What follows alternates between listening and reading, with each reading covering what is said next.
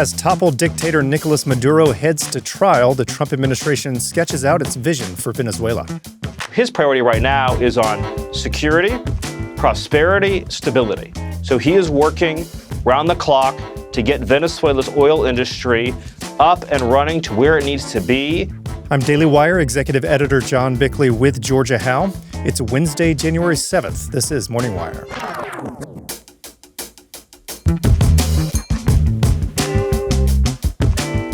Trump surges immigration officers to Minnesota as a Hilton franchise gets caught trying to ban ICE agents. We're not accepting people from immigration, ICE agents, DHS into our property. That's just for our management ownership. And after blockbuster fraud discoveries in Minnesota, lawmakers take a closer look at other states. Well, however bad it is in Minnesota, and we know it's very bad and it seems to be getting worse by the day, it's 1,000 times worse here in California. Thanks for waking up with Morning Wire. Stay tuned. We have the news you need to know. Customer trust can make or break your business. It's the foundation of every partnership, every contract, every dollar of revenue. You're juggling multiple frameworks, drowning in spreadsheets, trying to keep track of controls across dozens of systems. It can turn into chaos, and chaos is not a security strategy. That's where our sponsor Vanta comes in. Think of Vanta as your always-on AI-powered security expert that grows alongside your business no matter what stage you're at right now. Whether you're a startup tackling your first SOC 2 or ISO 27001, or an enterprise managing vendor risk, Vanta's trust management platform makes it quicker, easier, and more scalable. Maybe you're a fast-moving startup like Cursor racing to scale, or an established enterprise like Snowflake managing sophisticated security requirements. Either way, Vanta integrates seamlessly into your existing workflows. This means your team can focus on doing what they do best, building and growing, while maintaining the robust security posture that earns and keeps your customers' trust. Get started at vanta.com/morningwire. That's VANTA.com/morningwire. As Nicolas Maduro prepares to stand trial in the United States, President Trump's plan for Venezuela is beginning to take shape. Daily Wire senior editor Cabot Phillips is here to break it down for us. Hey, Cabot. So the reign of Nicolas Maduro is officially over. The big question now what? What are we hearing from Washington? Yeah, we're starting to get a better idea of President Trump's plan long-term for Venezuela. In the immediate aftermath of the operation, he turned heads when he said that the United States planned to, quote, run the country. For a lot of folks, that conjured up images of Iraq and Afghanistan and the long wars that went on there. But it now appears the Trump administration prefers to exert control over Venezuela, not with boots on the ground, but through a pressure campaign. The White House reportedly has three main things they now want to see. First, a government-led crackdown on drug cartels who for years have acted with impunity throughout the country, often working hand-in-hand with the Maduro regime. Second, they want Maduro's replacement, that's Delcy Rodriguez, to loosen the country's relationship with Iran, Cuba, and other adversaries, and also remove those countries' operatives from Venezuela. And finally, and perhaps most importantly for Trump, they want the regime to stop the sale of oil to countries like Russia, Cuba, and others, and then, a really big part there, open up access to their oil fields for American companies. All right, so the White House pushing for major changes, as you've outlined there. How exactly do they plan to actually accomplish this? So there's two sides here. First, the military side. The White House is still full steam ahead with their naval blockade, trying to block illegal oil tankers from leaving the country. And of course, Trump has threatened Delcy Rodriguez with the same fate as Maduro if she continues to defy the U.S. demands. And then there's the economic side. The administration could offer Venezuela relief on sanctions and then free up billions of dollars in frozen funds that are right now stuck over in the Middle East and elsewhere abroad. Now, you've touched on oil there, and that's obviously a huge part of the equation in all of this. What is the latest on that front? So first, just for context to understand that element here, keep in mind, Venezuela is sitting on top of an estimated 300 billion barrels of crude oil. For context, that is nearly 20% of the known reserves on planet Earth. American oil companies are, as you can imagine, chomping at the bit to get a piece of that action. And President Trump has made clear that he wants them to pour billions of dollars into the country.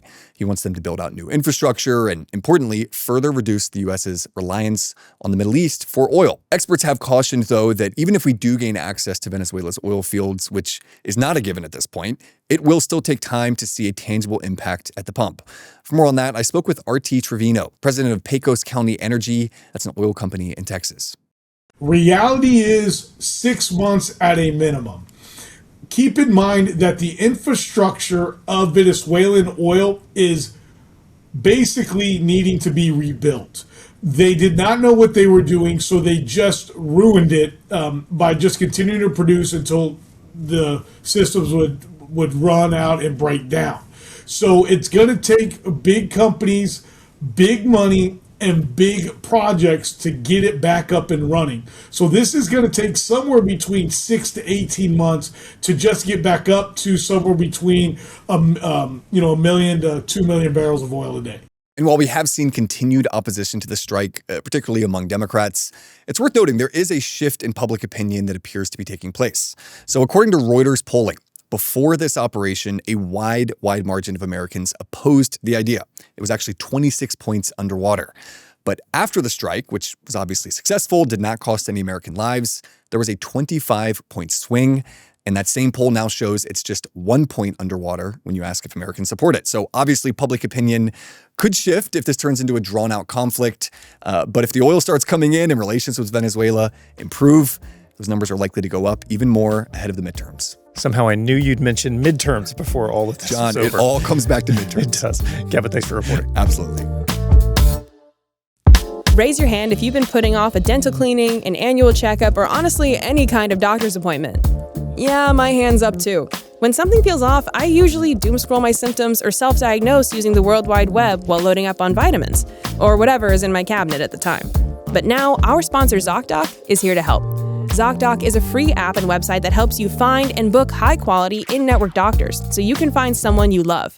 Whether you're looking for dermatology, dentistry, primary care, eye care, or one of the other 200-plus specialties offered on ZocDoc, you can easily search by specialty or symptom to build the care team that's right for you. View thousands of verified patient reviews to get a real sense of who your doctor is. Then check their real-time availability and book instantly. No phone tag, no waiting around. Stop putting off those doctor's appointments and go to ZocDoc.com/wire to find and instantly book a doctor you love today. That's ZocDoc.com/wire. ZocDoc.com/wire. Thanks, ZocDoc, for sponsoring this message. The Trump administration has sent roughly 2,000 immigration agents to Minnesota as it doubles down on its fraud crackdown. Daily Wire immigration reporter Jenny Terr joins us now with the latest. So, Jenny, the Trump administration sent a few hundred agents last month in connection with some of the other fraud allegations. So how is this new operation different? Well, we know the DHS is sending a much more robust presence of ICE agents and now even Border Patrol agents. There's also reports saying that Chief Gregory Bovino from Border Patrol will be down there, which signifies a really more aggressive approach here. We know that Bovino has been in cities like Charlotte. He's been in New Orleans. We also are seeing reports that agents with Homeland Security investigations are on the ground. They're knocking on doors. They're asking organizations for paperwork to see if they are using taxpayer funds properly. And this comes from those fraud allegations out of Minnesota that have been tied largely to the Somali community. So it sounds like a pretty significant escalation from DHS. Now, there were some roadblocks at the start of this when agents were trying to book into hotels when they were deployed to various places in the country.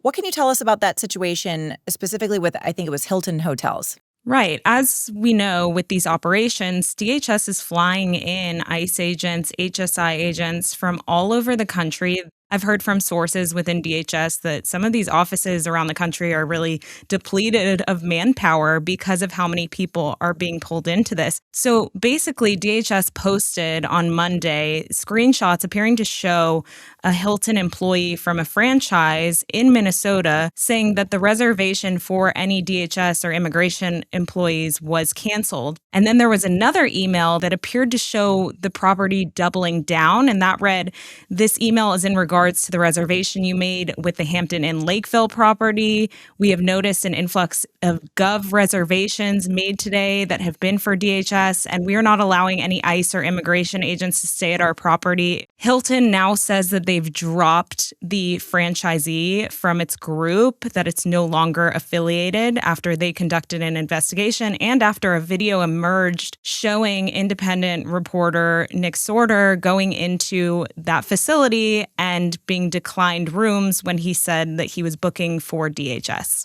Now, another beat that you've been covering for us over the past few months is illegal immigrants obtaining commercial driver's licenses. We recently had another case involving illegal immigrants driving commercial vehicles. Tell us what happened just this week. This new case that we found out about out of Indiana shows this shift in the commercial driver's license illegal immigrant nexus. Now we're seeing not only are these illegal immigrants involved in fatal or near fatal crashes, but also apparently drug smuggling. The state troopers down there had actually pulled over these two illegal immigrants from India. They found over 300 pounds of cocaine in their truck. These guys said that they were moving an empty truck to an Indian restaurant nearby where they were going to be picking up cargo. It also has been discovered that both of these individuals came here illegally, one in 2017. He was later arrested in California, and ICE tried to detain him at the time. They issued a detainer. They had a hold on his case, but California authorities had ignored that and let him go, and now this is where he's been. He's allegedly been trafficking cocaine in the United States, and both of them were also using commercial driver's licenses that were issued in California. The Trump administration has really scrutinized California and Governor Newsom over this issue. They've threatened to withhold millions of dollars in taxpayer funds if the state does not revoke thousands of these commercial driver's licenses that were issued to foreigners. And Newsom actually didn't make the deadline for this. And now the Trump administration is really doubling down on their threats to withhold that funding. Newsom, however, defends that it's the federal government's issues that caused this. Well, that one truck in Indiana, it was reported they had $7 million worth of cocaine in the back. Jenny, thanks for reporting. Thank you. Following the latest Minnesota fraud revelations, there's now a nationwide push to crack down on fraud in other states. Joining us with the latest is Daily Wire political reporter Cameron Arcan. So, Cameron, it's not just Minnesota that the administration is looking into now. What other states are feeling some heat here? Well, 5 blue states, including California, are now among the targets of the Trump administration to potentially look into for potential fraud. Now, Health and Human Services, they said that they are stopping some types of welfare payments while they look into this right now. Obviously, the Minnesota scandal definitely has accelerated a lot of this national interest in cracking down on fraud. We've seen everything ranging from allegations from YouTube videos that went viral regarding daycare centers. Now we're even seeing some tangible charges. We saw that over recent years regarding everything from housing payments to autism fraud treatment scams, as we discussed before. So really a high level of interest in this from the Trump administration. We talked with Heritage Foundation Economic Research Fellow Alan Mendenhall. Here's what he told us. Well, there were some perverse incentives in place. After the COVID pandemic, the emphasis was on speed. So people wanted to disperse funds as quickly as possible. And also, politicians did not want to look cruel. So this creates a perfect storm where agencies dispersed funds as quickly as they could and with very little accountability. Now, we have seen some states taking action of their own against fraud. Tell us more about that. So the state of Texas said that they're launching their own, quote, proactive investigation into child care payments in the state. Now, the governor, Greg Abbott, he's asking for a progress report at the end of the month, and he wants to see some final answers next month, according to News Nation. Now, what we're seeing with this is this heightened interest with this, particularly at state government levels, to see how this money is spent, because typically with these types of payments, we see a mix of both federal taxpayer dollars and state taxpayer dollars. So I'm curious to see if we are going to see more states follow suit with this. Right, we'll see if there's more momentum in other states to take sort of proactive action against fraud. You mentioned California coming under the focus of the Trump administration. What is going on there? So Trump posted this week that he is having the federal government look into potential fraud and taxpayer money mismanagement in the state of California. We don't have any details on that at this point, but obviously that did ruffle some feathers with Governor Gavin Newsom's press office posting that they've been taking their own action in the state to crack down on fraud. We will see pretty soon if there are any end results that come from this. In fact, here's Governor Gavin Newsom sounding off on this. If he has some unique insight and information, I look forward to partnering with him. Can't stand fraud, can't stand waste and abuse. And the New York Post also reported that candidate for governor Steve Hilton, as well as the candidate for state controller Earl Morgan, these two Republicans said that they want Attorney General Pam Bondi to look into whistleblower-related tips from their own tip line that they created. And they estimate that that would be around $250 billion. We don't know too many details on that just yet, but obviously a lot of this remains to be seen. Meanwhile, Mendenhall said that going forward, there could be some benefit to investigations like these. We have to start looking at extended structures and figuring out, what can we do to change things? For example, nonprofit organizations ought to have some type of skin in the game. They shouldn't be dispersed, millions of dollars right up front, no strings attached. Maybe there's a way to put collateral up, or maybe there's a way to put up bonds, or maybe there's something we can do to make sure that they are more accountable on the front end. The other thing is a lot of these nonprofits get less scrutiny by particular government agencies because the perception is they do good things, and we don't want to get in the way of these good things. It's going to be fascinating to watch how these investigations shake out. And like you mentioned, we're talking about billions, hundreds of billions maybe on the line. So extremely important we get to the bottom of it. Cameron, thanks so much for reporting. Thank you. Thanks for waking up with us. And if you're listening to the show, you can now watch for free on Daily Wire Plus. We'll be back later this evening with more news you need to know.